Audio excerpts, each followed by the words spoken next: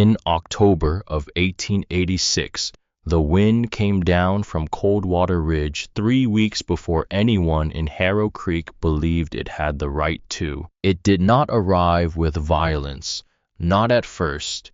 It came the way bad news sometimes does, quietly through the smell of things. The air turned dry and sharp overnight, the kind of dry that had no business settling into a Montana valley in early October. It smelled like snow from somewhere far north, like cold that had already crossed 1,000 miles of open country before it reached the Harrow Creek Valley and decided to stay. Caleb Ward noticed it before sunrise. He stood in the yard behind the relief house watching frost cling to the northern face of the fence posts, while the southern side still sat wet with morning mud. The contrast was small enough that most men would have walked past it without a second thought.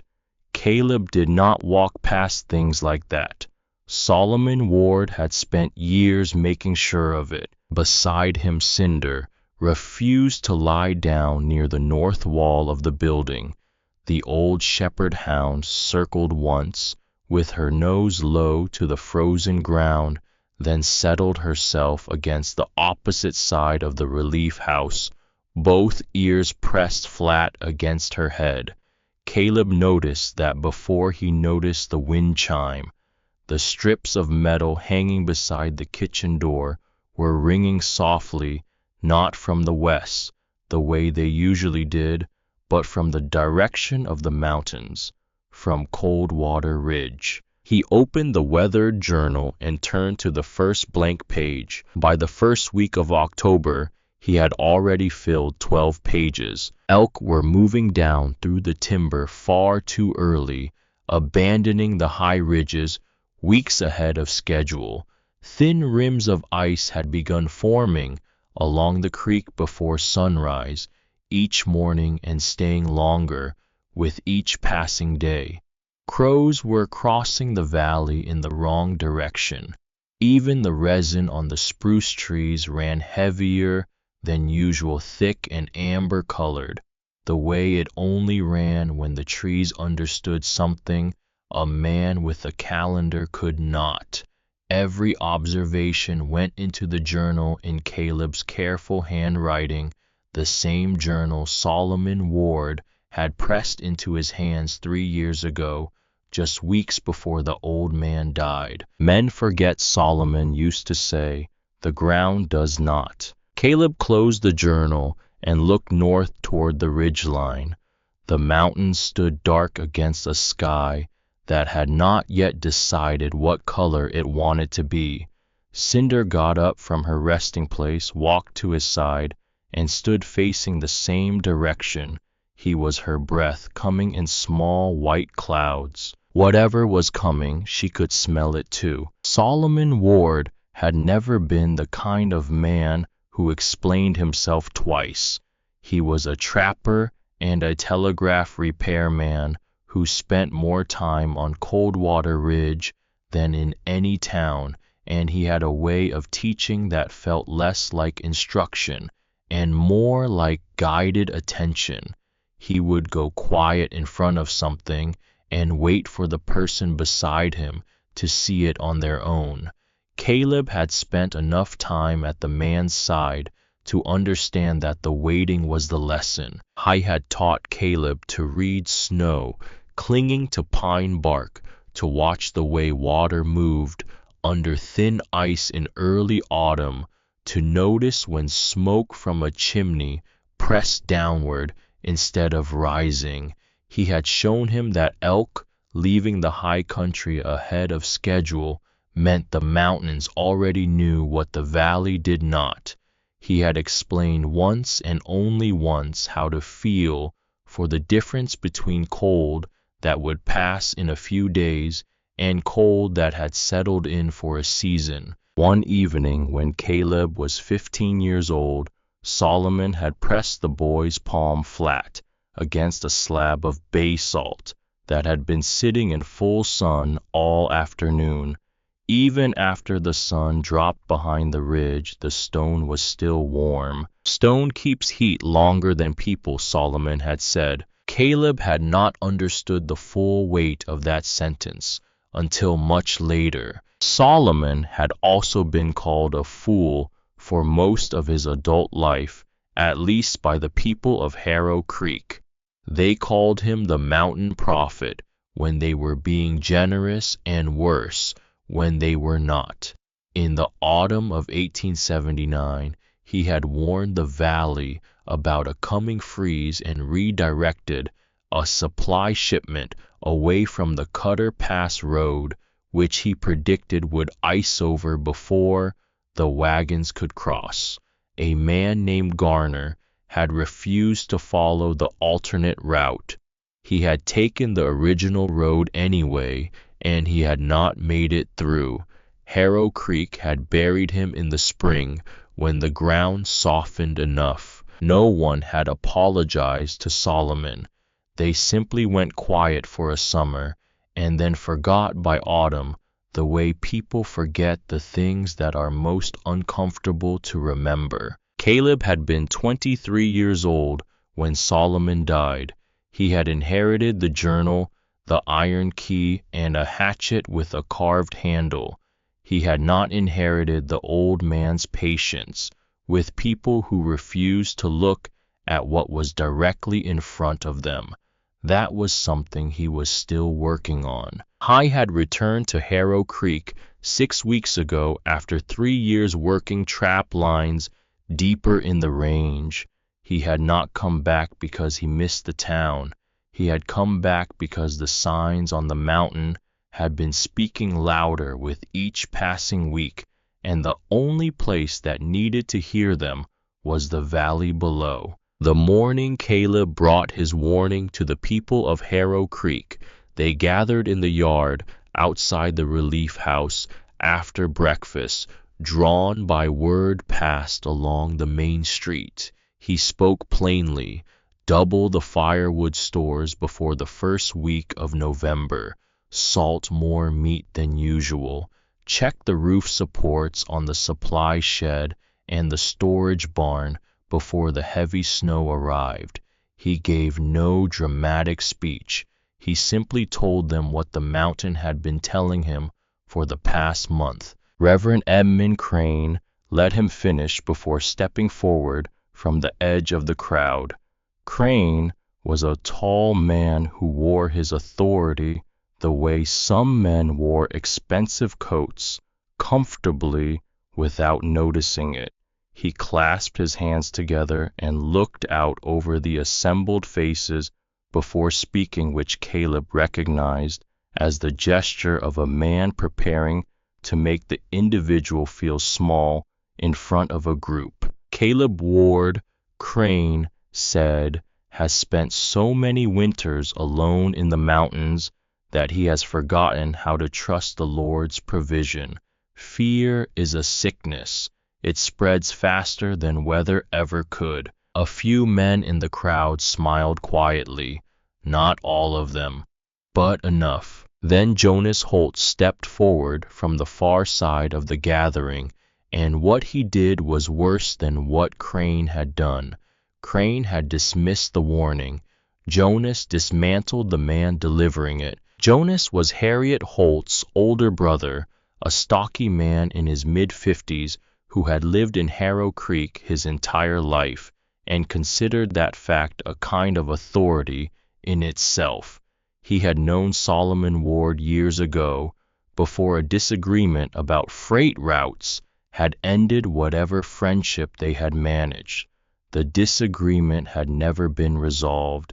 It had simply calcified over the years into something Jonas carried like a stone in his chest, smooth and permanent. Solomon Ward said something similar back in '79.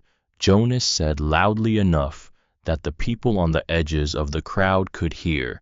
He redirected a freight shipment. Nettie Garner's husband followed Solomon's advice and ended up dead on a frozen road.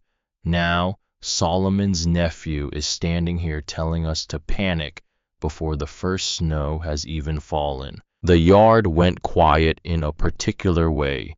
Not the quiet of people thinking, but the quiet of people who have already decided and are waiting for permission to leave. Caleb looked at Jonas steadily. He was not about to defend Solomon to a man who had already spent 15 years refusing to understand what happened on that road. He said calmly that his uncle had warned Garner not to take the Cutter Pass route, that the warning was written down, that Garner had chosen otherwise. Jonas did not respond to the substance of what Caleb said. He turned to the crowd instead. He said that was exactly what the Ward family always claimed after the fact. Caleb kept his eyes on Jonas for a moment longer. Then he looked at the crowd reading their faces and understood what he was seeing. This was not a gathering of people who needed more evidence. This was a gathering of people who had already made their decision and needed someone to confirm it. Jonas Holt had just done that. At the far edge of the crowd, near the corner of the last building on the main street, Caleb noticed a woman standing slightly apart from the others. She was older with silver hair pulled back tightly, and she was watching him with an expression that was not hostile. It was something more complicated than that, something that looked almost like recognition. The look of a person who has seen a particular kind of moment before and knows exactly how it ends. I thought he recognized her, Nettie Garner, the widow. Then Crane spoke again, and people began drifting back toward their mornings. And when Caleb looked toward the edge of the crowd again, Nettie was gone. I went to Wendell Briggs's supply store that afternoon. Wendell was a broad man who ran the only fully stocked general store in Harrow Creek, which meant he had grown accustomed to people needing things from him more than he needed things from them. It was a dynamic he had never worked particularly hard to correct. He was standing behind the main counter when Caleb came in, and he had the look of a man who had already been briefed on the morning's gathering. Caleb asked for lamp oil and salt pork. He set Solomon's journal open on the counter, turned to a page dense with temperature readings and frost measurements and notes about animal behavior. 12 pages of careful observation. He did not say anything about it. He let the pages speak. Wendell did not look down at the journal. Not feeding panic this year, Wendell said. His tone was not unkind exactly. It was the tone of a man who had made a reasonable decision and would not be moved from it. A freight driver who had stopped in the store that morning was still there leaning against the far wall, working at a piece of harness leather. Without looking up, the man mentioned that the ice on North Lake had been forming along the shoreline for 3 days. Too early, he said. He said it quietly to no one in particular, and then went back to the leather. Nobody answered him. Caleb closed the journal and picked it up from the counter. He looked at Wendell for a moment, then walked to the door. Just before he stepped outside, he heard Wendell say something in a low voice to the man behind the counter. He caught the words Jonas Holt and the Ward family. He did not stop walking. Outside, the temperature had dropped enough in the last few hours to stiffen the wagon ruts in the mud along the main street. They had been soft at noon. They were rigid now. Caleb pressed the toe of his boot into one of the frozen furrows and felt it hold. 3 weeks before the first frost was supposed to arrive, the ground was already beginning to harden. That evening, a boy slipped out the back door of the relief house. Owen Trent was 12 years old and walked with a pronounced limp from a leg that had not healed properly after a fall 2 winters ago. He worked mornings sweeping ash from the kitchen hearth, which was the kind of job given to boys with limited options, and he performed it without complaint, which was the kind of disposition that adults in positions of authority tended to overlook and take for granted. He crouched beside Cinder near the woodshed with half a dry biscuit, wrapped in cloth, feeding the dog in small pieces so that nobody inside the relief house would notice the food was gone. Cinder accepted each piece gently from his fingers, her tail moving in a slow, measured way. After a while, Owen reached into his coat pocket and pulled out a folding knife, its handle worn smooth from years of use. He held it out toward Caleb. "It was my father's," Owen said. Caleb looked at the knife for a moment. Then he folded Owen's fingers back around it and pressed the boy's hand close. "Keep the only thing that still belongs to you," Caleb said. Owen opened his mouth to say something, but the back door of the relief house swung open before he could find the words. Harriet Holt stepped outside, carrying a lamp, and her face hardened the moment the light reached Owen. She was the woman who ran the relief house, which she did with the kind of efficiency that kept children fed and the books balanced and left almost no room for anything that looked like softness. She grabbed Owen by the shoulder, not roughly, but with the authority of someone accustomed to being obeyed immediately, and several of the other children who had drifted toward the back doorway pulled back from the frame. Cinder moved before anyone else did. The dog stepped between Harriet and the boy, head lowered, body rigid, without making a sound, not growling, not threatening, simply present in a way that made the space between them feel different. Harriet stopped. For one long moment, nobody in the yard said anything. Then Owen looked up at Caleb. "If you're right," Owen said quietly, "what happens to us?" It was not a dramatic question.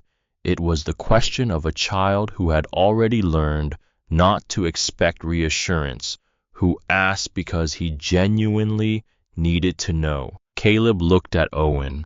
Then he looked at Harriet, who was watching him with an expression he had seen before, the expression of someone who was not wrong exactly, but who was operating from fear and had organized everything in her life around making that fear look like practicality.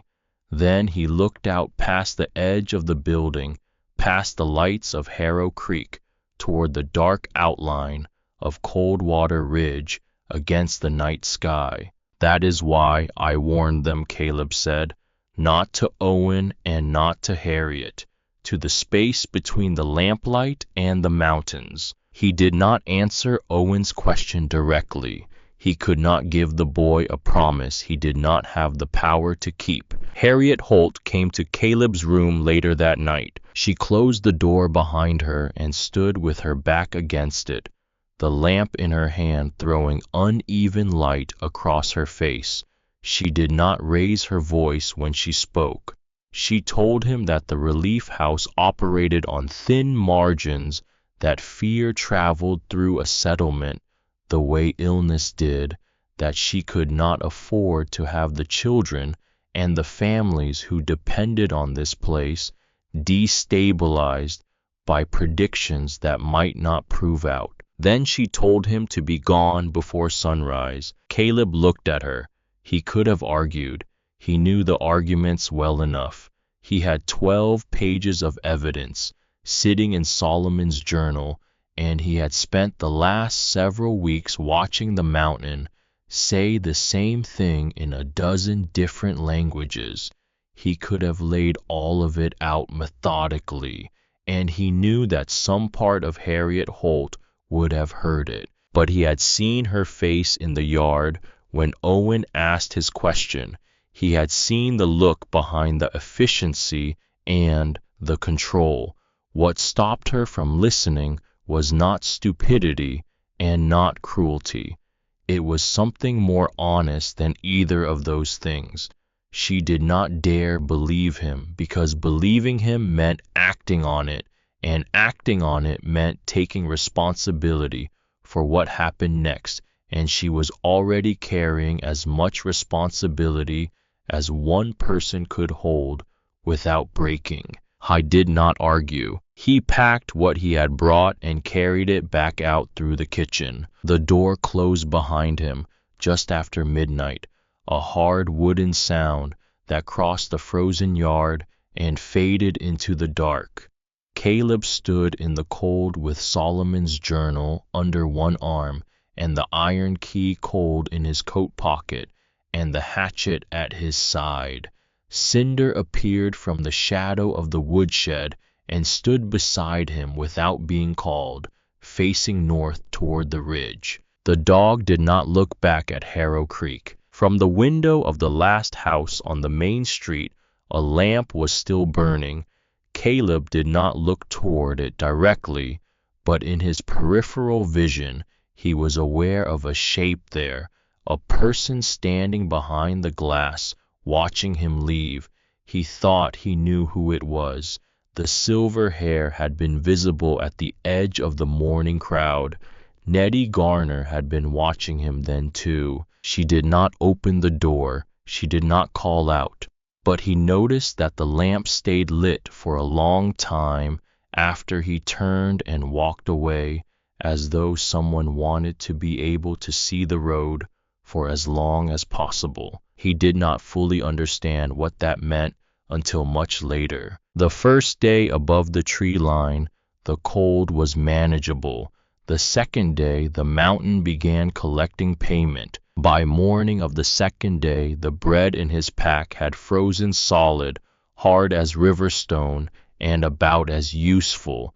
It thawed under his coat by afternoon into something damp and sour that he ate anyway because he needed the weight in his stomach. His hands shook badly enough by midday that striking a match became a deliberate, careful operation. The skin across his knuckles had split from the dry cold, and the hatchet handle was marked with thin lines of dried blood. Cinder stayed close. She walked just behind his left heel through the thin snow on the upper trail, stopping occasionally to test the air with her nose, turning her head toward the deep ridge above them as though she was checking on something that only she could hear. On the afternoon of the second day, she grabbed his sleeve. I had sat down on a flat rock to rest, telling himself it was temporary, that he would be moving again in a few minutes. Cinder wrapped her teeth around his coat sleeve above the wrist and pulled not aggressively, just with steady, patient insistence, until he recognized what she was doing. He sat down properly. He let himself stop, and, for the first time in a long while, sitting in the wind on the upper face of Coldwater Ridge with the valley invisible below him and the temperature still dropping, Caleb Ward asked himself a question that Solomon's journal could not answer for him. Why did he still care? I had warned Harrow Creek twice. He had been dismissed in front of a crowd and denied service at the general store and removed from the relief house before midnight. Whatever happened to the valley this winter was no longer something he had the power to prevent. He had done what a man could reasonably be expected to do, more than that even. So why was the thought of Owen Trent still sitting behind his sternum like something with weight? He did not have an answer.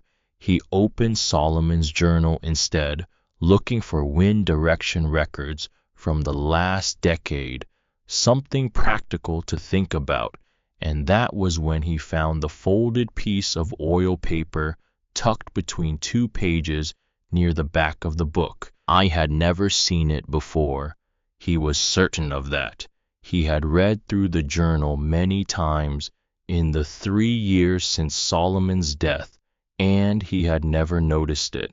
The paper was old, the fold worn soft from years of pressure, and the handwriting on it was as unmistakable as the man who had written it. If you are reading this, Solomon had written, "Harrow Creek finally did what I always feared it would." Below that, a rough map drawn in pencil lines indicating the western ridges, a notation marking the black basalt formation that Caleb had been told about once years ago on a cold morning when he had not been paying close enough attention.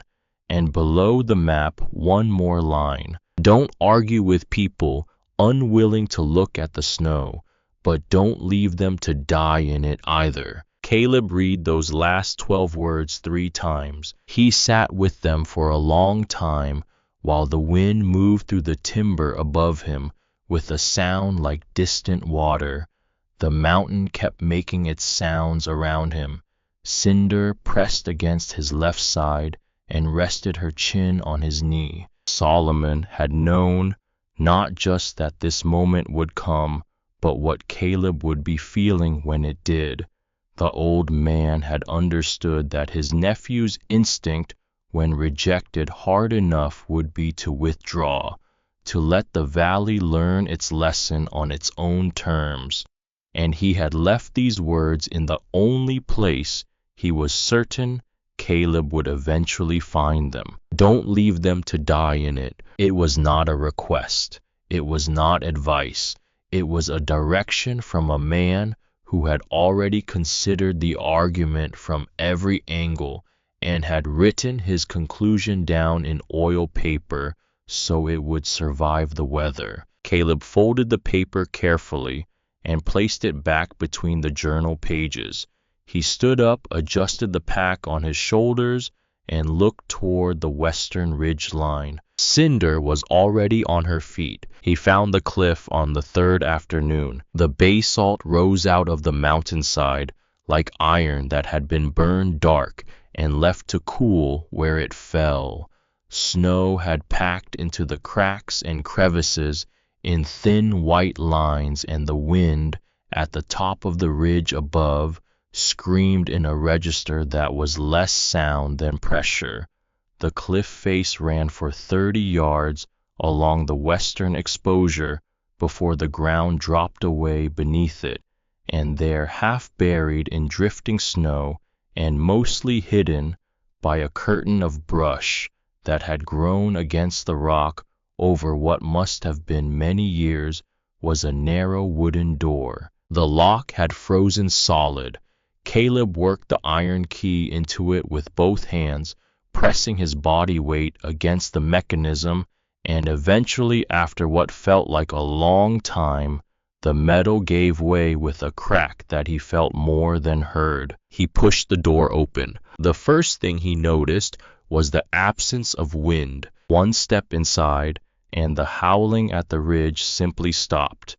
Not muffled. Gone.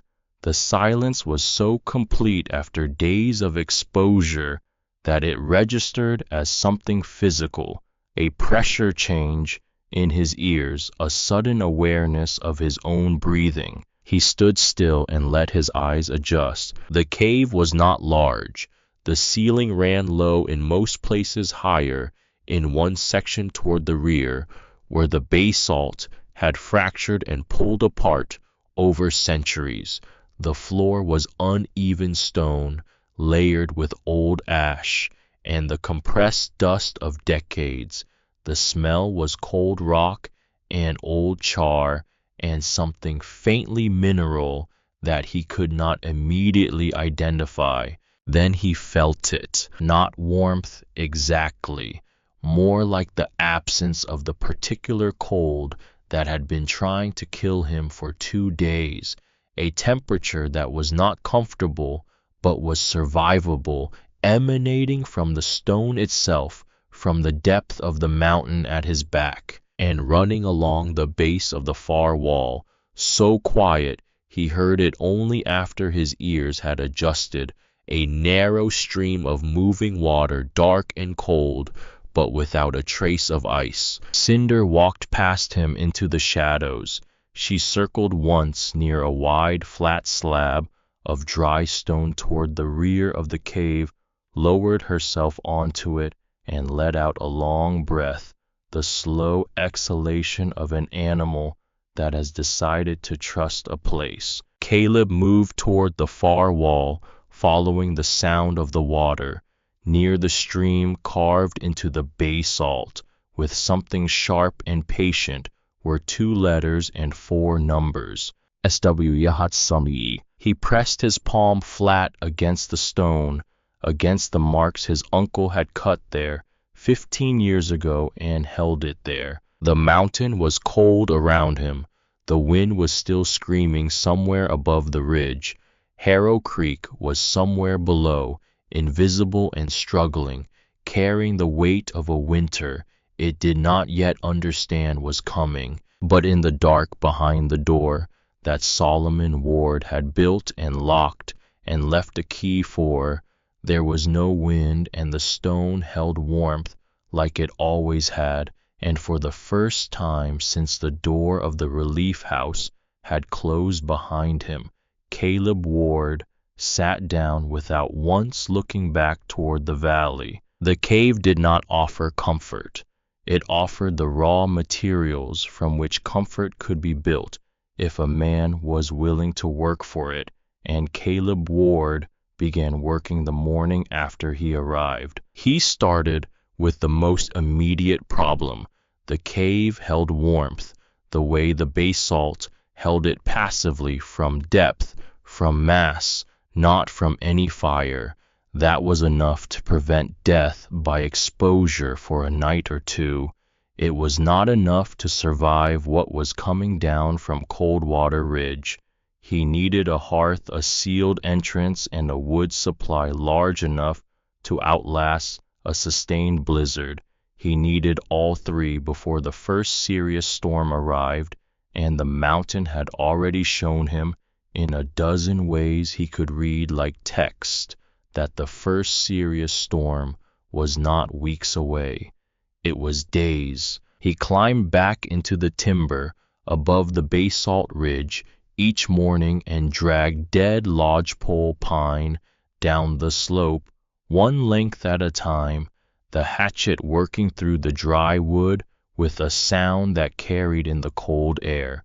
By the 3rd trip, his shoulders had begun to fail in a way that was different from tiredness, a deep structural exhaustion in the joints that did not respond to rest the way muscle soreness did. He kept going.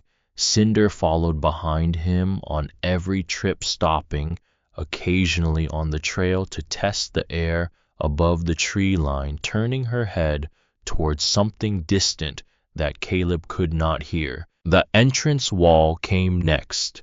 He built it from willow branches cut and bent into a rough lattice frame packed thick with the clay he dug from the bank beside the underground stream and mixed with dry horsehair from the lining of Solomon's old supply sacks.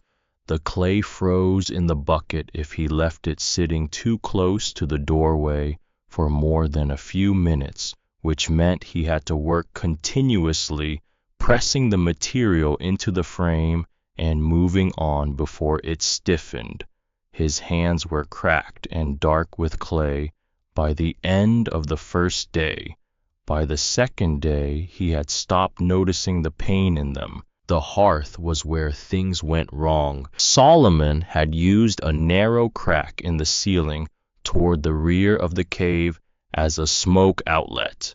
The crack was still there, roughly 2 handspans wide, running diagonally through the basalt for about 4 feet before opening, presumably to the mountain's surface somewhere above. Caleb built the fire pit beneath it, using flat stones from the stream bed, and he lit the first fire that evening with a confidence he had not fully earned. The smoke did not rise. It rolled sideways along the ceiling, spread across the low stone overhead in a dark stain and began dropping back down into the breathing space. Within 3 minutes, Cinder was coughing. Within 5, Caleb's eyes were streaming, and he could feel the smoke sitting in his chest. He killed the fire with dirt and ash and dragged Cinder toward the entrance where the air was cleaner, and they sat together in the cold doorway while the cave slowly cleared itself. He sat with Solomon's journal open across his knees and read nothing. He just held it. The failure was not catastrophic. He had enough air, enough cold, and enough stubbornness to try again. But sitting in the opening of a cave he had not yet made livable, with the temperature dropping and the wind beginning to move through the trees above with the particular urgency that preceded weather, Caleb allowed himself one honest moment of uncertainty. I was not afraid of dying out here. He had grown up on this mountain range. He understood the mechanics of cold well enough to manage them. What sat in his chest heavier than smoke was a different weight entirely. He thought about Owen Trent feeding Cinder in the dark behind the relief house. He thought about the boy's question asked without drama, without expectation, the question of someone who had already learned that life did not generally answer the things you most needed to know. If you are right, what happens to us? I had not answered. He had left. And now he was sitting in a cave with a failed hearth and clay under his fingernails, while a boy 12 years old was still back in Harrow Creek with a winter coming that nobody down there was prepared for. The smoke Solomon had told him once beside a trapper's cabin near Lost Horse Creek does not climb toward openings. It climbs toward pressure. The draft had to pull upward, which meant the smoke shelf had to be positioned above the fire to redirect airflow toward the ceiling crack, not below it. Caleb had installed his smoke shelf too low. He had trapped the draft against itself and sent the smoke back into the room. I understood exactly what he had done wrong. The understanding did not make the next step easier. It just made it necessary. He spent the following morning with a candle, moving it slowly through the unfinished hearth structure, watching the flame near the ceiling crack instead of bending upward the way it should have. The small flame leaned sideways. The pressure differential was wrong. He spent 20 minutes confirming what he already knew. Then he began tearing the stonework apart. He rebuilt the fire bed higher off the cave floor, using flat shale slabs, creating space beneath for cold air to pool separately from the combustion zone. He bent the tin sheet into a deeper angle over the fire pit, forming a more pronounced shelf to catch rising heat and redirect it toward the crack. Then he widened the crack itself, driving the pry bar into the existing fracture and working it back and forth until pieces of basalt broke away in chunks, the sound hammering through the stone and into the mountain around him in deep resonant blows. The work took most of 2 days. By the end of the second evening, his hands had swollen badly enough that closing them fully around the hatchet handle required deliberate effort. He worked anyway. The cold outside was not waiting for him to finish at a comfortable pace. He lit the fire again at dusk on the second day. For the first few minutes, the flames only flickered low against the shale, shallow and uncertain, and he thought he had made the same mistake twice. Then the draft found itself. The smoke straightened. It pulled upward in a thin, steady column toward the ceiling crack, rose cleanly through the stone and disappeared. Caleb moved the candle slowly around the perimeter of the hearth, watching the flame with the focused attention of a man checking a wound. The flame barely trembled. Outside wind hit the basalt ridge hard enough to shake snow from the pines. Inside, the smoke kept rising. An hour later, the wet patches that had formed along the ceiling from the failed attempts had begun to dry.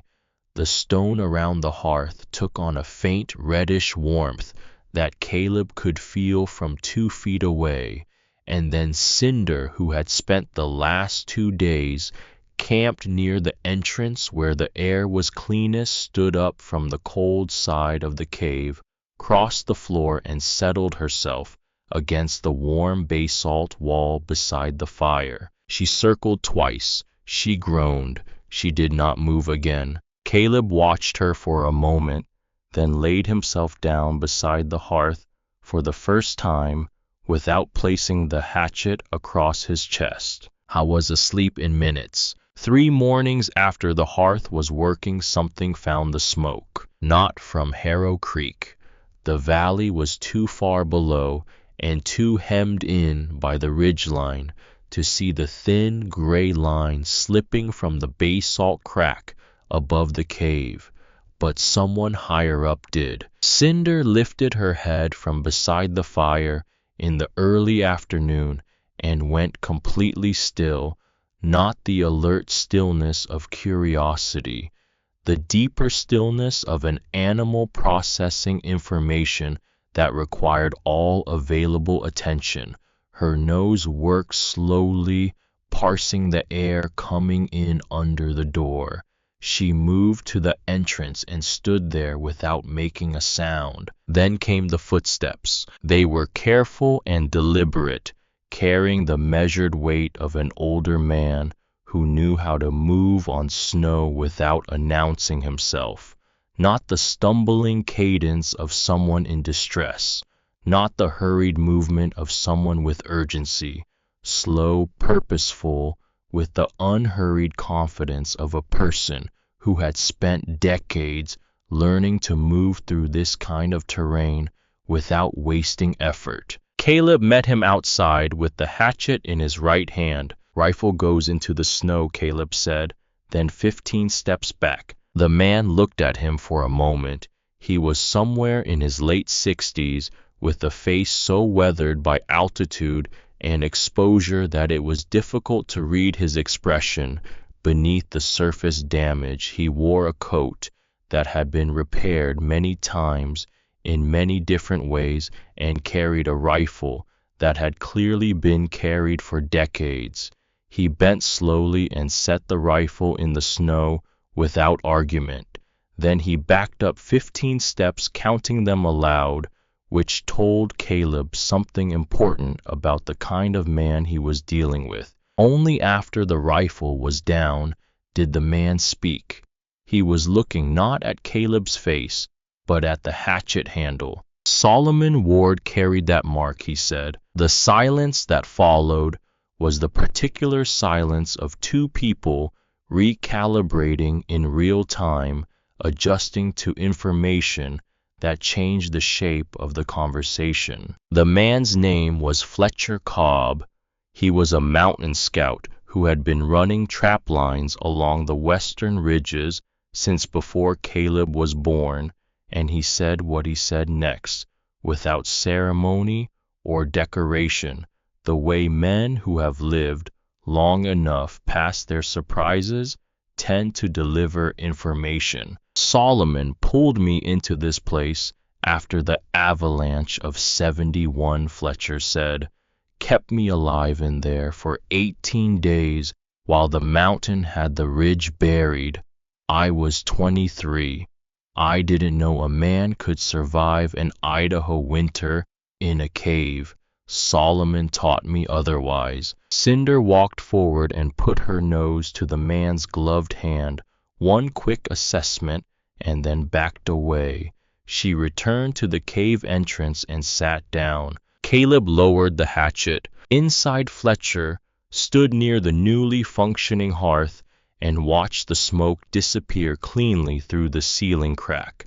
A faint expression crossed his weathered face, not quite a smile, more like the look of a man encountering something he had thought about for a long time. Solomon didn't prepare this cave, Fletcher said quietly.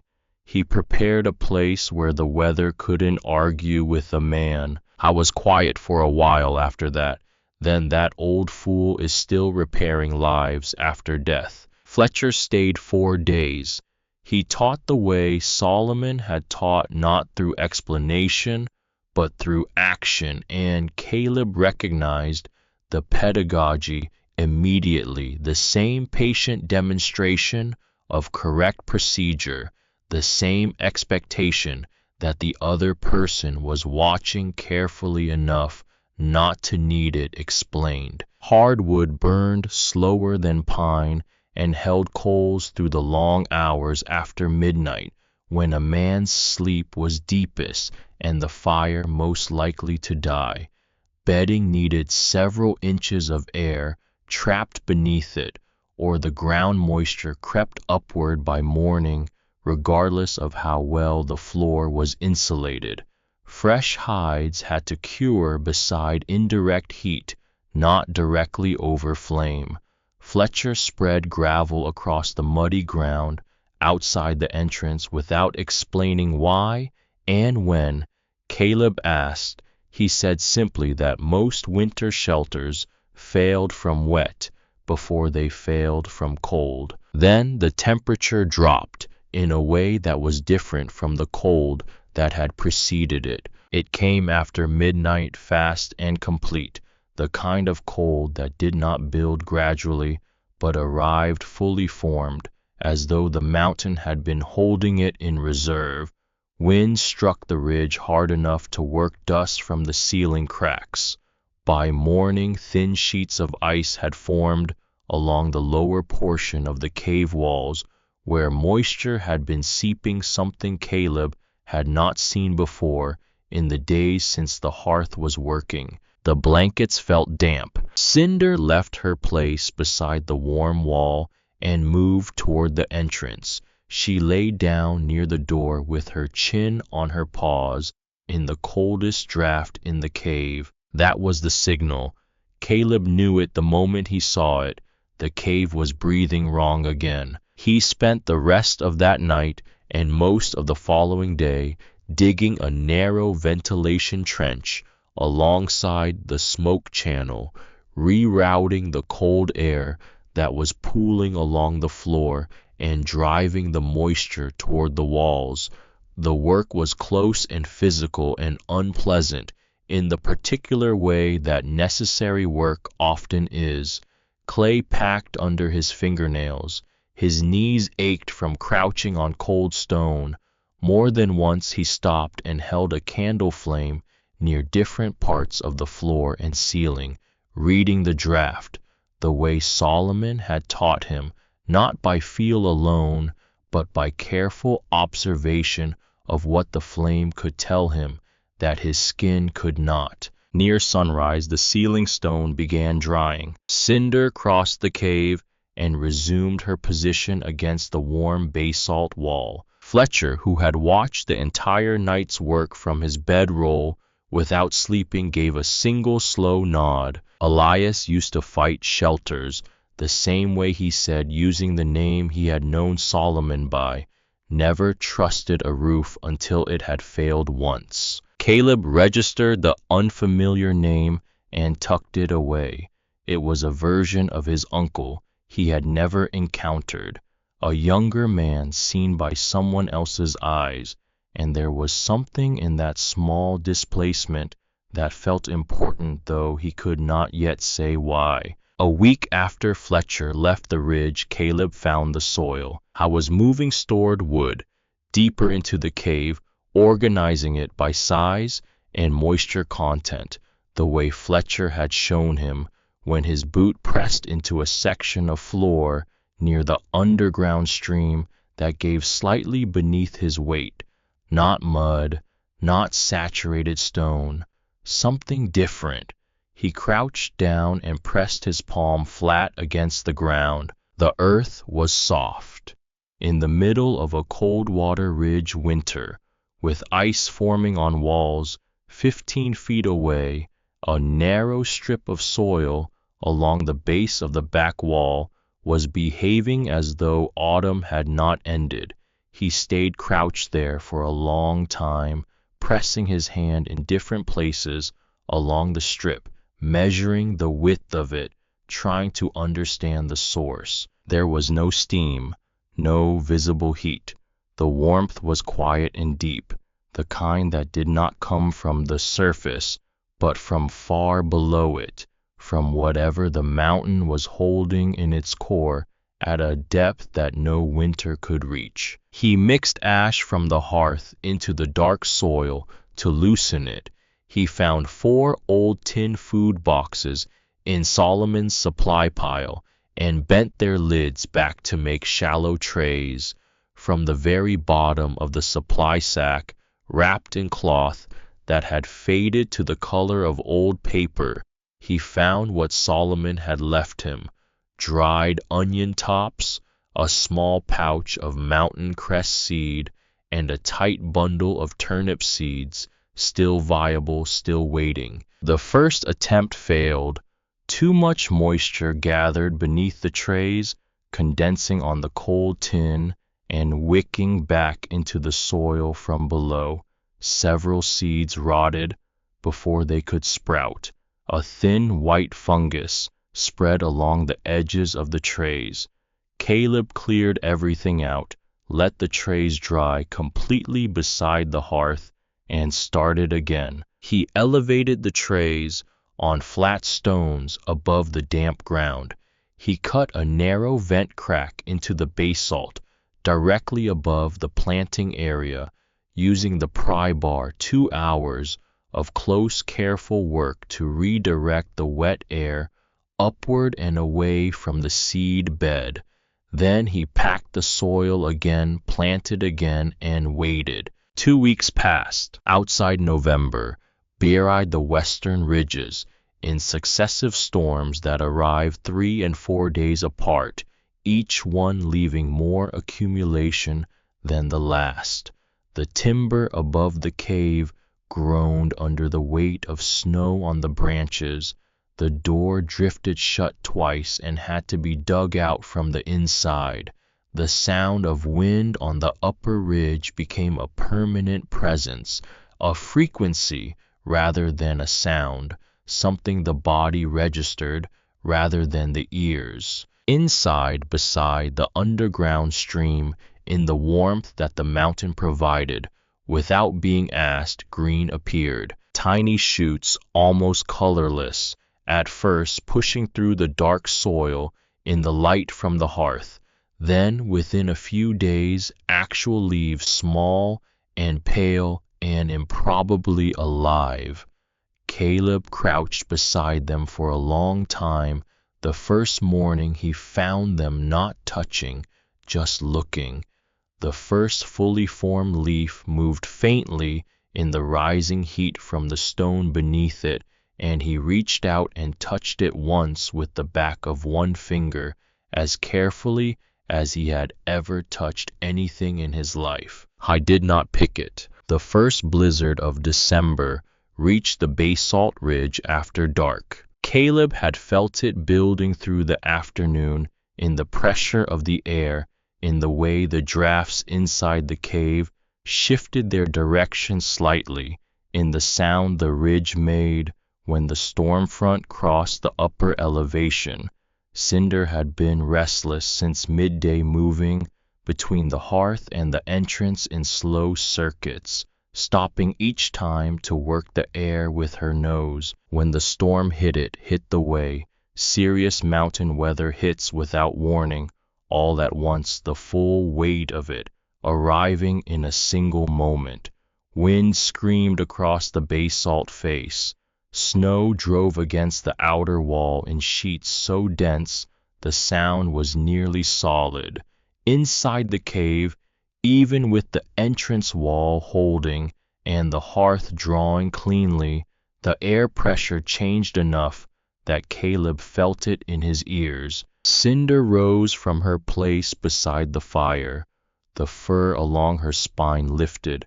She stared at the entrance door with a low, rolling tension in her chest that was not quite a growl, something deeper and more considered than a growl, the sound of an animal making a careful assessment. Then the footsteps came. They were wrong from the first sound of them, not the stumbling irregularity of a man half frozen who had lost his way and was fighting toward any light he could find. These steps were deliberate and measured, slow, in the particular way of someone who was controlling their pace rather than being controlled by the weather. Caleb heard breathing next, just barely audible under the storm noise, and it was too steady, too careful. A fist hit the door. Help, a voice shouted through the wood and the storm. Man's freezing out here. Caleb did not move toward the latch. Cinder moved forward and stopped directly in front of the door, her body low and absolutely rigid, all the energy in her focused on the seam of light at the bottom of the frame. The knock came again, harder. Then something heavy struck the door frame itself, an impact that sent a crack running up through the clay wall, the sound of something being used as a battering instrument rather than a request for entry. My father died because of Solomon Ward, the voice outside said. The change in register was abrupt. The pretense of desperation dropped, completely replaced by something cold and precise. That thief stole freight meant for the winter camps. Caleb recognized the voice then. Dale Garner. He moved toward the entrance slowly, not rushing, the hatchet held low at his right side. He stopped with the door between them and the clay wall to his left, positioning himself the way Solomon had once taught him to stand when a conversation might go several different directions at once. If you hit that door one more time, Caleb said, his voice flat and unhurried, the cold outside will not be the most dangerous thing waiting for you. Silence. For 3 or 4 seconds only the storm spoke. Snow pressed under the lower edge of the door and spread across the cave floor in a thin white line. Cinder held her position unmoving. Then a rifle shot cracked from somewhere high above the cave, a single sharp report that the mountain returned in a series of diminishing echoes. It was not close. It was not meant to be close. It was a sound that meant someone was above and watching and had already made a calculation. Dale Garner's boots scraped on snow and loose rock, moving fast, moving away. The storm swallowed the sound within seconds. Caleb stood at the door for another minute listening before he moved. When he finally turned back into the cave, Cinder was shaking, not from cold.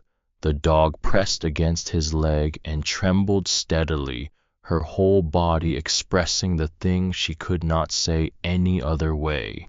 He crouched beside her and put his hand on her side and felt the trembling move through his palm. Fletcher Cobb came through the door 10 minutes later, moving sideways to get through the entrance, snow covering his coat from shoulders to boot tops, and the smell of discharged rifle hanging around him in the cold air.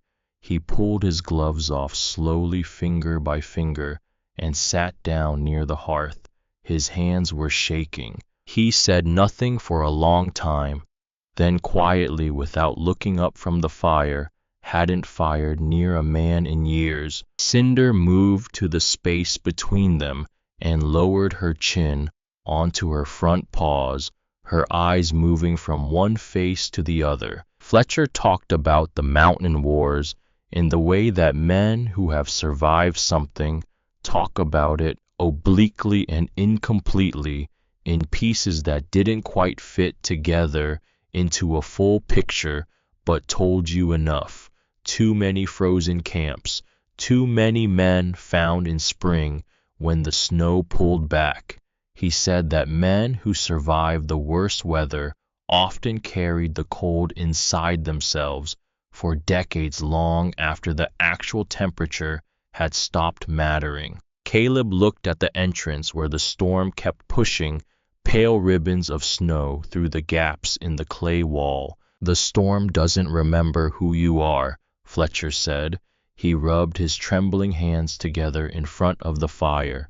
People do. They sat with that for a while. The following week, Fletcher came back through knee-deep snow, carrying a folded scrap of paper inside his coat.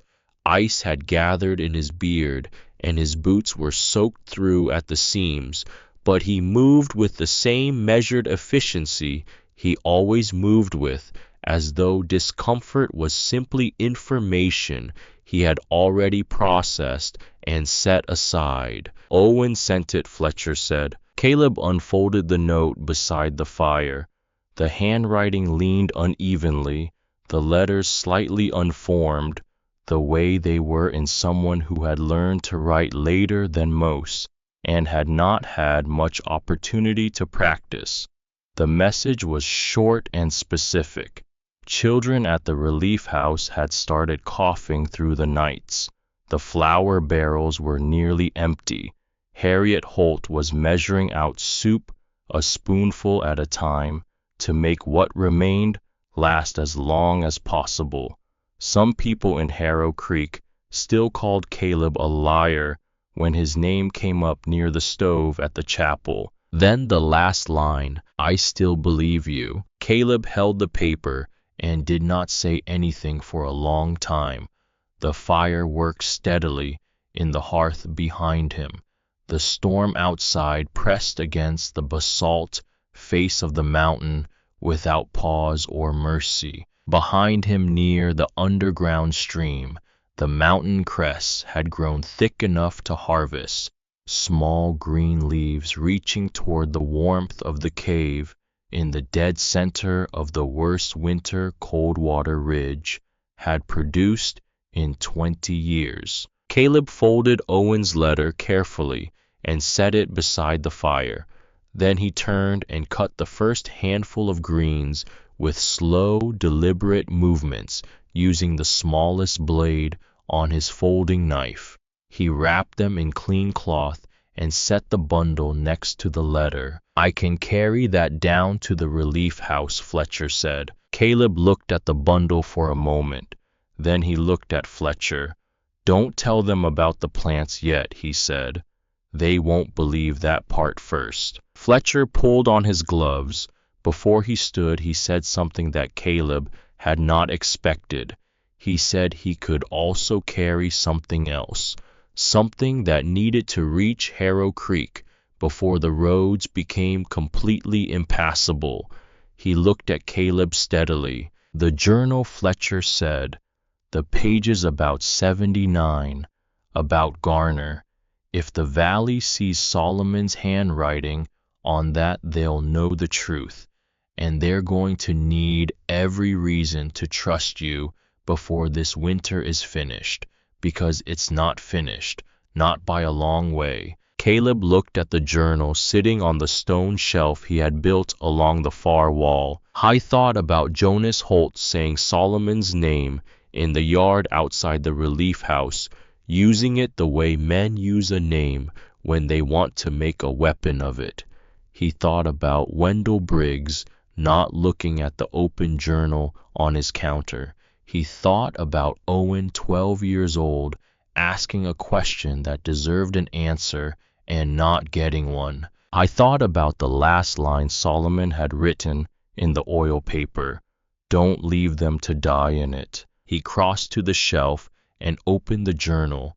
He turned to the entry from October of 1879 and looked at it for a moment. The handwriting was careful and precise, the way Solomon did everything, and the record was complete. The warning about Cutter Pass, the alternate route, the notation that Garner had been informed and had refused. Below that, in handwriting that was not Solomon's, someone had written a single line in pencil years after the original entry in smaller and less practiced letters. He chose his road. Caleb did not know who had written that line. He had not noticed it before. He looked at it for a long time. Then he carefully tore the page from the journal, folded it, and handed it to Fletcher. "Take this down," he said. "Don't tell them where it came from until they've already read it." Fletcher tucked the page inside his coat, close to his chest, where the cold could not reach it. He stood, adjusted his pack, and moved toward the entrance. Outside, the storm was still running full force across the ridge. The cold had not broken. The valley below was still carrying everything Caleb had warned it about, and still not fully understanding what was coming next. But something had just moved, something small and necessary, carried in Fletcher Cobb's coat pocket, down a snow-buried mountain toward a town that was running out of flour and running out of time, and had not yet run out of ways to be wrong about things. Delia Marsh arrived without warning on a Thursday evening in the second week of December, and she arrived the way people arrive when they have run out of every other option, and pride is the last thing standing between them and the door they need to knock on. Caleb heard Cinder before he heard anything else. The dog had been asleep beside the hearth, deeply asleep in the way she slept when the cave was at its most stable and the air was right, and she came awake all at once. Standing before Caleb, had processed the sound that had reached her, not the rigid attention she had shown before Dale Garner's arrival. Something different, ears forward rather than flat, nose working quickly. Then he heard it too, footsteps in the snow outside, and beneath the footsteps, something else, a sound that cut through the storm noise and through the basalt wall with a quality that made him move to the door without thinking. He opened it to find a woman standing in the dark with a child held against her chest. Delia Marsh was Wendell Briggs's younger sister, a fact that registered in Caleb's mind, and then moved aside to make room for what mattered, which was the boy she was carrying. He was perhaps 4 years old. His face was flushed with a fever that Caleb could feel radiating from 2 feet away, and when the child breathed, the sound that came from his chest was wet and labored, a sound that had no business coming from lungs that small. Caleb stepped back from the doorway and let them in. Delia moved past him without speaking and lowered the boy onto the flat stone beside the hearth, the warmest position in the cave, the spot where the basalt radiated the most accumulated heat. She unwrapped the outer layer of blanket from the child with hands that shook from cold and exertion, and then she sat back on her heels and looked at her son with the expression of a mother who has been maintaining composure for days on the strength of will alone, and is very close to the end of what will can accomplish. She did not apologize. She did not explain why she had come instead of someone else, or how she had found the ridge in the dark during a storm, or what it had cost her to climb this mountain with a sick child and knock on this particular door. She simply removed the wet scarf from around the boy's neck and laid it across the warm stones near the fire, and then she looked up and saw the plants growing along the base of the far wall. She went completely still. The mountain cress had been growing for 3 weeks now. The turnip greens had followed. The onion tops stood in thin green lines against the black basalt. small and certain and absolutely alive. In the firelight, they held a color that had no business existing in December on a mountain in Idaho, and Delia Marsh stared at them with an expression that moved through several things in quick succession before settling into something that was not quite any of the words available for it. Tears came without her making any sound. She turned away from the plants and did not look at them again for a while. Caleb filled the iron kettle from the stream and set it over the fire. From Solomon's supply bundle, he took dried mullein and the last of the spruce tips and a length of willow bark that had been drying above the smoke shelf for the better part of a month. He worked quietly, adding each element to the water as it heated, and the cave filled with a smell that was sharp and bitter and medicinal in the way that things drawn from living trees tend to be. He rigged a tent of blankets around the boy's head and the steaming kettle, and the child breathed the vapor with the compliance of someone too exhausted to resist anything. Cinder had positioned herself against the boy's feet without being directed, her body pressed along the length of his small legs, providing what warmth she had. Delia watched this and said nothing. Then after a while she said something. "My brother should have listened to you," she said. Her voice was steady, controlled, the voice of a woman who had learned not to show the full measure of what she was feeling because showing it had never helped her before. He thought Solomon Ward left debts unpaid.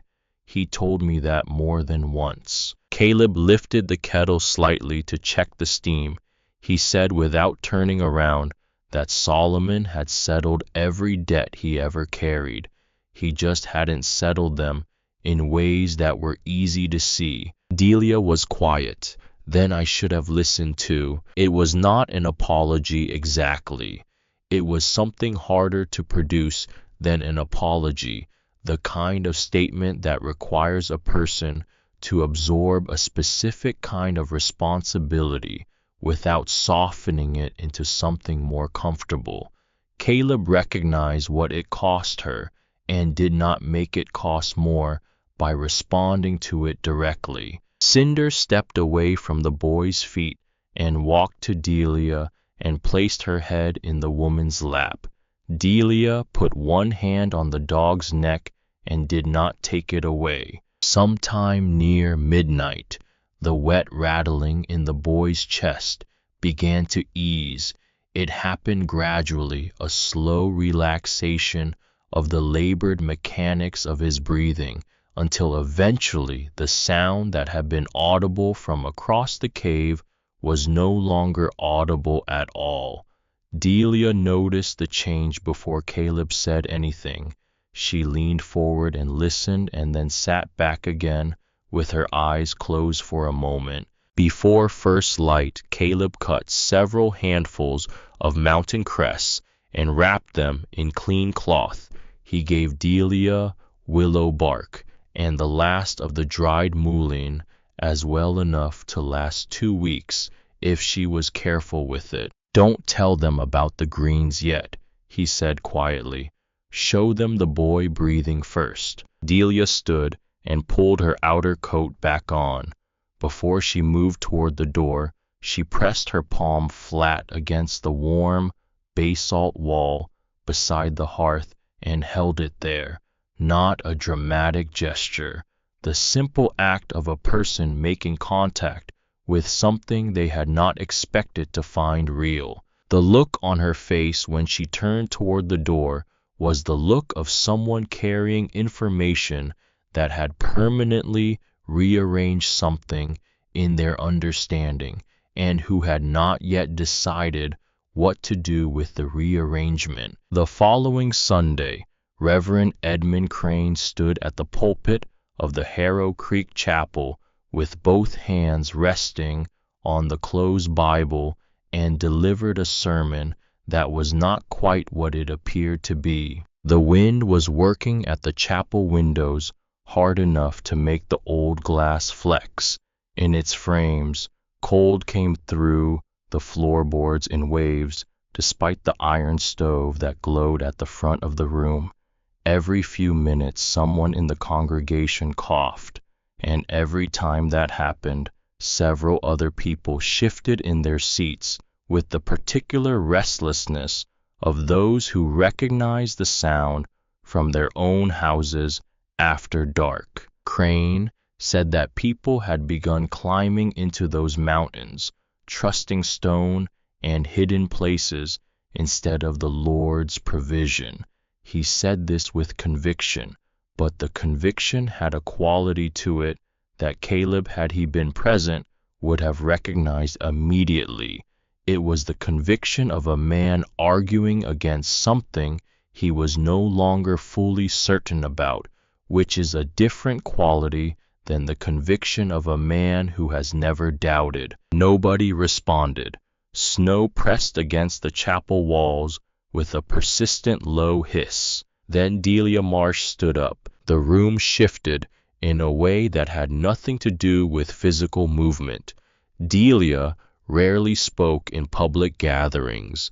The people who knew her, and most of Harrow Creek knew her at least by reputation, understood that her silence in public spaces was not shyness but a considered choice, and that when she departed from it, the departure meant something. She said her son had slept through the night. Her voice was quiet, and even without drama or accusation, she said it was the first full night he had slept in 3 weeks. That was all she said. But in the silence that followed, every person in that chapel heard what she had not said. They heard it in the context of 3 weeks of coughing carrying through the settlement after dark. They heard it against the background of the storm pressing at the windows and the inadequate stores and the roads that had not been passable for 11 days. They heard it as what it was, which was evidence, delivered without argument, the most difficult kind to dismiss. A bench creaked near the back wall. Wendell Briggs stood up slowly, turning his hat in his hands with the same nervous rotation Caleb had seen in men who were about to say something that required effort to say. "I should have stored more flour before the roads closed," Wendell said. "Ward warned me." Nobody laughed. Nobody offered the knowing look that generally accompanied a man's admission of error in a small community. The room simply absorbed it, the way cold stone absorbs heat quietly and completely. Crane looked down at the Bible in front of him. His jaw worked once. The congregation waited. He closed the book. The sound it made in that frozen room was larger than it should have been, a soft, final sound that nevertheless carried to the back wall and the frosted windows and the places where cold was still working its way in through the seams. It was the sound of a man doing something that required more courage than most of the things he was comfortable calling courageous. He did not reopen it. He did not offer a closing prayer. He simply stood at the pulpit with his hands on the closed cover and let the silence say what he could not find the words for. The supply shed roof came down on the first Tuesday of February. The sound of it reached the valley before sunrise, a deep concussive crack followed by a sustained grinding as wet snow and fractured timber gave way together. People came out of their houses into the dark and stood in the cold, looking toward the storage structure and understanding one by one what they were hearing. By mid-morning, when enough light had come to see the full extent of the damage, the calculation was simple and terrible. Roughly half the remaining grain was buried under collapsed beams and packed snow. The flour that had not been crushed outright was soaking in the meltwater that the weight of the collapse had released. What remained usable would last perhaps 2 more weeks if rationed with a severity that left no margin for illness or waste. Harrow Creek was not going to survive the rest of this winter on its own stores. That afternoon, Nettie Garner came to the site of the collapsed shed. She did not come to assess the damage. She came carrying a piece of old leather folded carefully around something, and she waited at the edge of the gathered crowd until Wendell Briggs was close enough to speak to without being overheard by everyone. Then she held the leather package out to him. Inside was a single page from a journal. The handwriting was Solomon Ward's, careful and precise in the style of a man who understood that what he wrote might need to be read by someone who was not present when the events occurred.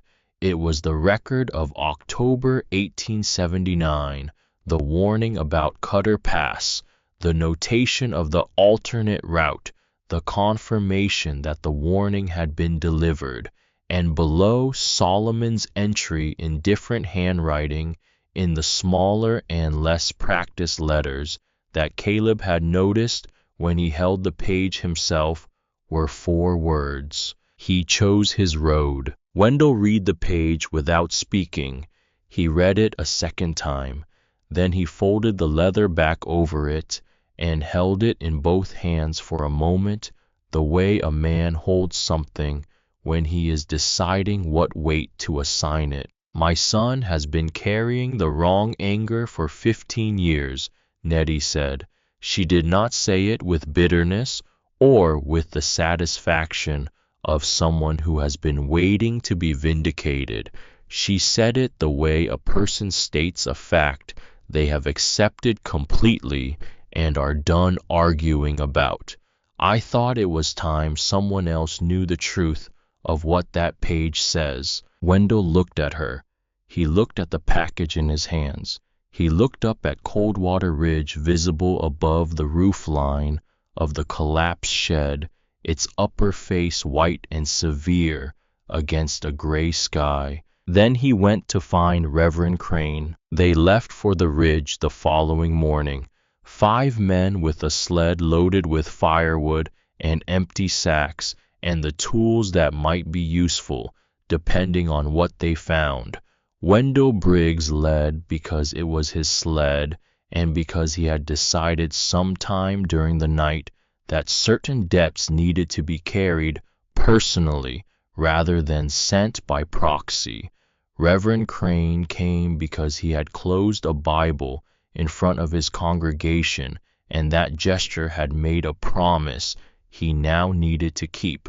The other 3 men came because the valley had reached the point where survival required setting aside the calculations that pride normally demanded. The climb took most of the day. The trail above the timberline was mostly buried.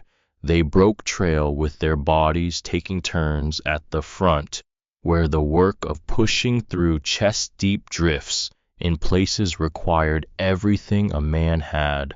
The sled caught twice in snow that had hardened into a crust on top and powdered beneath, and both times it took all 5 of them working together to free it without losing what it carried. The wind on the exposed face of the ridge hit them from angles that changed without warning, and Crane, who had not spent significant time above the tree line in winter, before discovered that the cold at elevation was not a more intense version of valley cold, but a qualitatively different thing, something that worked on the body from the inside rather than the outside. Near the upper face, with the light going orange and flat in the late afternoon, one of the men stopped and pointed. The smoke was barely visible against the white of the ridge. a thin thread of gray rising from the basalt face with a steadiness that the wind seemed unable to disturb, not the erratic, struggling smoke of a fire fighting to survive, something controlled, something that had been burning the same way for a long time. Nobody said anything. They stood and watched it for a moment, and then Wendell picked up the sled rope, and they kept moving. Caleb opened the door before they knocked. I had heard Cinder change her breathing 20 minutes earlier, a shift from the deep, steady rhythm of sleep into something attentive and calm, not alarmed, and he had known from that shift alone that whoever was coming was not coming with hostility. He had spent the intervening time putting the cave in order, not for the sake of appearance, but in the practical way of a man who understood that what people saw when they walked through a door mattered for reasons beyond aesthetics. The warmth reached the men before they crossed the threshold. It stopped them. All 5 of them paused in the doorway, with snow still on their coats and steam rising from their breath, and they encountered the warmth as a physical fact that required processing before they could move forward. It was not the aggressive heat of an overfueled fire. It was something harder to account for, the warmth of a system that had been built correctly and maintained carefully and had been running long enough to saturate the stone itself. They came inside one by one and stood in the cave and looked at what Caleb Ward had built in a mountain during the worst winter Harrow Creek had seen in a generation. The hearth drew cleanly, the smoke disappearing upward without hesitation. Strips of cured venison hung above the smoke shelf in careful rows. The entrance wall had held through every storm that had reached the ridge, its clay surface unmarked, except for the thin lines of pressure where the cold had tested it and found it sufficient. The bedding was dry. The gravel outside the entrance had kept the meltwater from working back in under the door, and along the base of the far wall, in the warmth that came from the mountain's own depth, green plants stood in their stone elevated trays, alive and unhurried, as though they had not been informed that it was February. Nobody spoke for what felt like a long time. Caleb watched them look. He watched Wendell Briggs take in the evidence, one element at a time, the man's face moving through something that was not quite any single emotion, but a sequence of them, recognition followed by the specific weight of a particular kind of understanding arriving too late to have prevented anything.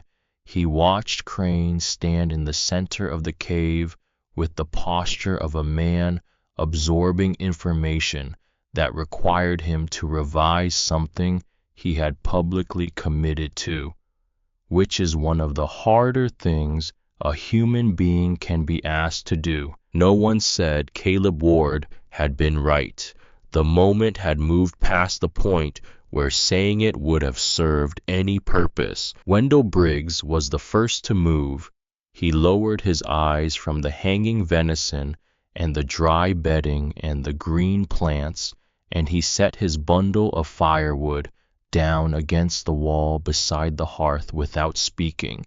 The gesture was small and deliberate, and it said what it needed to say without requiring words, which was perhaps the only kind of admission that could have been made in that room without diminishing both the man making it and the man receiving it. Crane removed the firewood from his own shoulder and placed it beside Wendell's.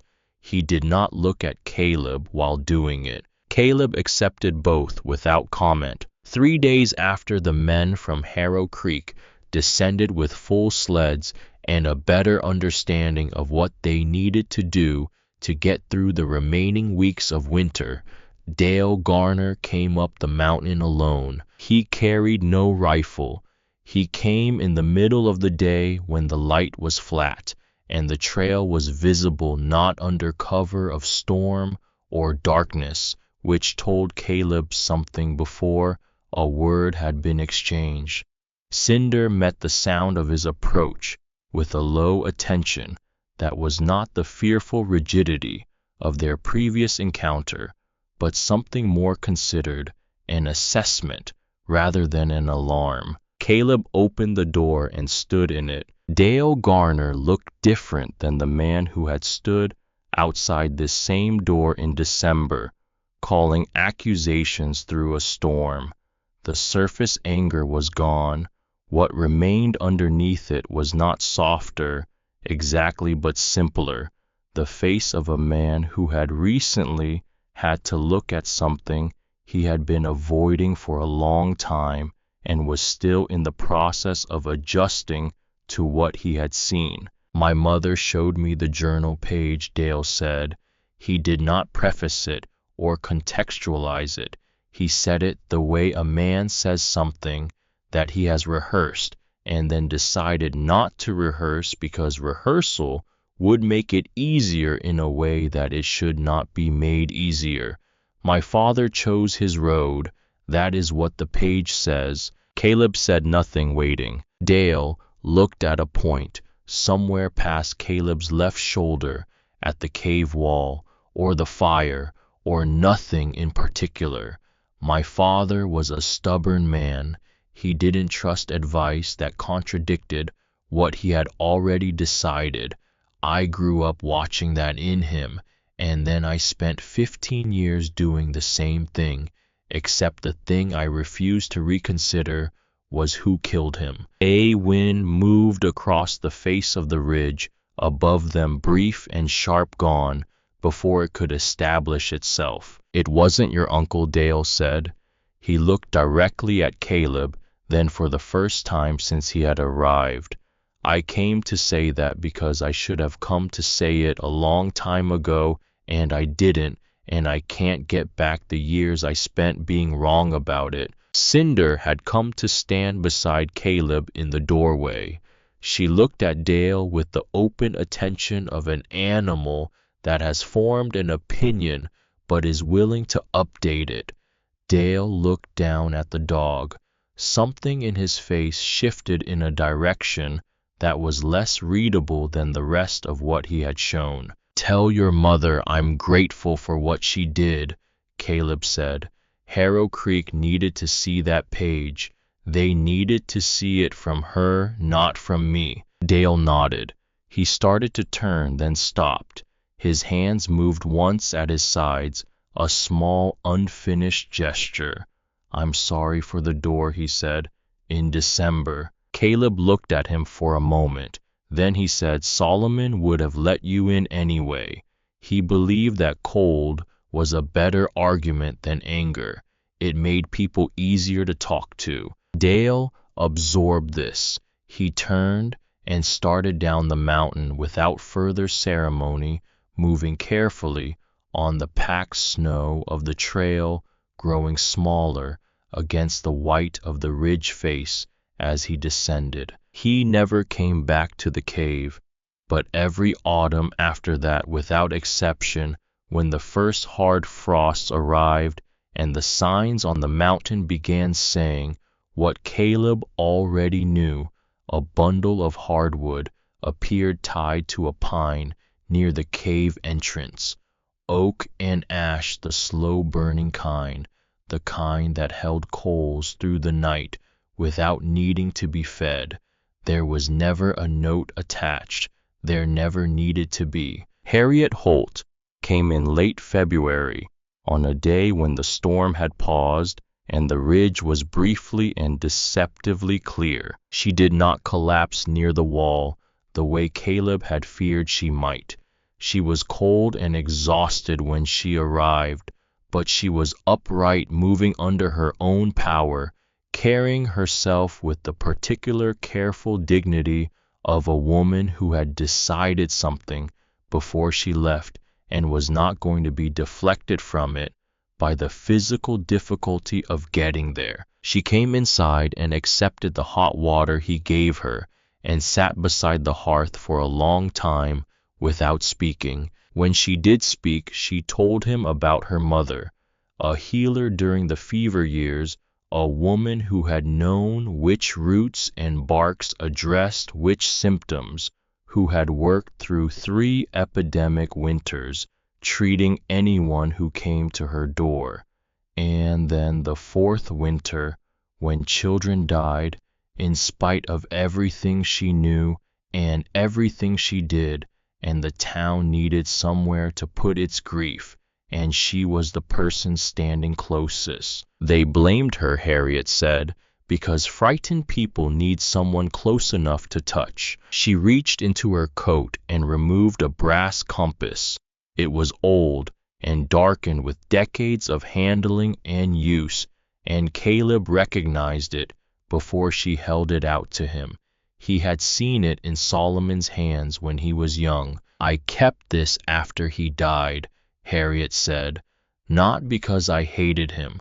I kept it because I understood what happened to people who saw things others couldn't. She paused. I thought if Harrow Creek pushed you out early enough, it might spare you the worst thing, the thing they did to my mother, the thing they would have done to Solomon if he'd lived long enough to be proven right in a way they couldn't ignore. Caleb looked at the compass in her extended hand. He thought about her standing at his door in the cold after midnight telling him to leave. He thought about the efficiency with which she had done it, the absence of cruelty in the delivery, the way she had not raised her voice.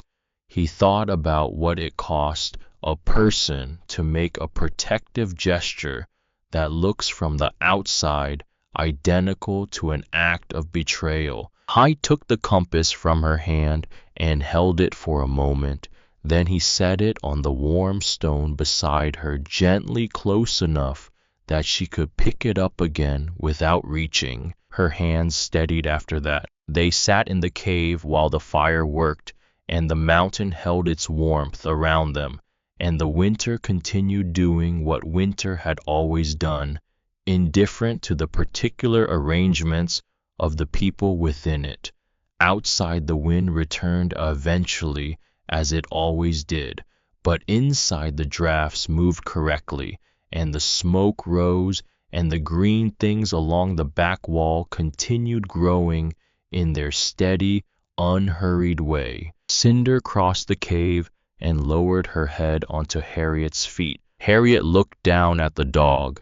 She did not move her feet away. Spring came late to Coldwater Ridge that year, which was what Caleb had told Harrow Creek it would do back in October. The snow held on the upper slopes into April, and the lower trails stayed treacherous into the first week of May. But Harrow Creek survived, not comfortably, not without cost. 3 people died that winter, all of them elderly, all of them from causes that the cold had compounded rather than created. But the supply shed had been rebuilt in January, using the techniques Caleb had described for reinforcing roof supports, and the rationing that Harriet Holt implemented with characteristic precision had stretched the remaining stores through February. The mountain cress and turnip greens that Delia Marsh had brought down from the cave, and eventually, when the story behind them became undeniable, shared with others, had provided the vitamins that a diet of dried meat and old grain alone could not. Harrow Creek had learned something that winter that could not be unlearned. Over the following years, Caleb expanded the cave in the methodical way of someone who intends to be in a place for a long time. A sleeping room framed in timber rose against the warmer side of the ridge wall. Stone basins collected the clean runoff from spring thaw. He built a second, deeper planting bed and learned through several seasons of trial which varieties would grow in the cave's particular warmth and which needed more light than the mountain could provide. The shelves along the far wall filled gradually with accumulated knowledge, Solomon's journals alongside Caleb's own, a record of the mountain's behavior across decades, written in the handwriting of two men who had paid close attention. People began arriving the way they had arrived at Solomon's old cabin years before, not in crowds but in ones and twos, with specific questions that general wisdom could not answer. A rancher from 40 miles east wanted to know how to read the elk movements on his particular section of range. A widow with 3 young children needed to understand how to store firewood through a wet autumn without losing the bottom rows to rot. A young man who had just taken over a remote trap line needed to know what the mountain looked like from the inside when a serious storm was forming, not what it looked like from the valley, but from up in it. Caleb taught them the way Solomon had taught him, by doing things correctly in front of them and waiting for them to see. Owen Trent made the climb to the cave for the first time in the spring after the hard winter, walking the trail with his uneven gait and arriving at the door with Solomon's weathered journal under one arm, the same journal Caleb had given him the previous autumn through Fletcher Cobb. He sat in the cave for 3 days, going through the entries, systematically asking careful questions about notation methods and observation schedules. He left with a new journal of his own blank and a list of the specific measurements Caleb wanted him to begin collecting in the valley. I came back every season after that. By the time Owen was fully established as Harrow Creek's weather recorder, walking the valley roads each autumn with his notebook and his careful attention, the pattern of observation that Solomon had started was 30 years old and unbroken. Frost depth and creek ice and snowfall direction and animal movement recorded in the same format, in the same kind of journal, year after year, building a body of knowledge that no single winter could contain and no single death could erase. The valley learned to read, not all at once and not completely, and not without argument from the people who found the implications of that reading inconvenient in one season or another. But the knowledge was there, and it was held by more than one person now, and that made it harder to dismiss. Caleb grew old in the cave. His beard went white over the course of a decade, a gradual change he was barely aware of, until a younger man who had come to learn something practical looked at him with an expression of respect that Caleb recognized as the kind reserved for people who have been somewhere for a long time, his hands scarred over in the particular way of hands that have been cold and cut and worked hard for many years, and he stopped noticing the scars the way you stop noticing the furniture in a room you have lived in long enough. Cinder died in the spring of the 4th year on a warm morning with the cave door open and new light coming in off the ridge. She died the way she had lived, without drama, in her place beside the hearth, her head on her paws, her breathing slowing through the night until it stopped. Caleb buried her outside in the gravel beside the entrance, in the ground she had patrolled and approved and defended for 4 years. He did not replace her with another dog. It would have felt like the wrong kind of substitution. The years moved. One autumn, when the aspens had gone yellow on the lower slopes, and the first frost had already laid itself over the upper ridge, Owen Trent arrived with the new journal under his arm and climbed the trail to the cave, the way he always arrived, steadily, unhurried, covering ground with the efficiency of a man who had done this enough times to know exactly what it cost and how to spend the cost wisely. He set the journal on the shelf beside the others without ceremony, adding it to the row with the practiced movement of someone extending a line that had been running for a long time. Then he turned and said in the direct and unembellished way he had developed over years of recording observable facts, "Elk are moving down through the timber early. North Lake had a skin of ice on the east shore this morning. The wind yesterday had that smell to it." Caleb looked at Owen. He looked at the row of journals on the shelf, Solomon's handwriting at one end and Owen's at the other. 30 years of the mountains' language recorded by people who had chosen to listen.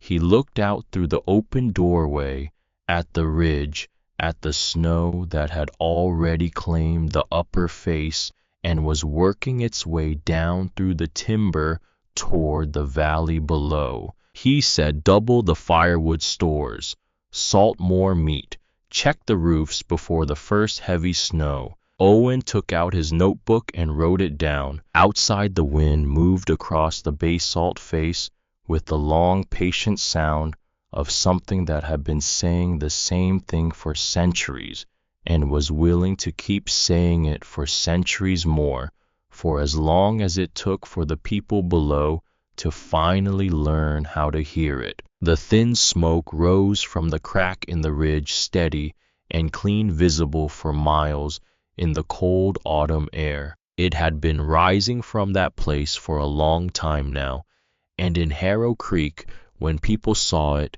they no longer wondered what it meant. They knew.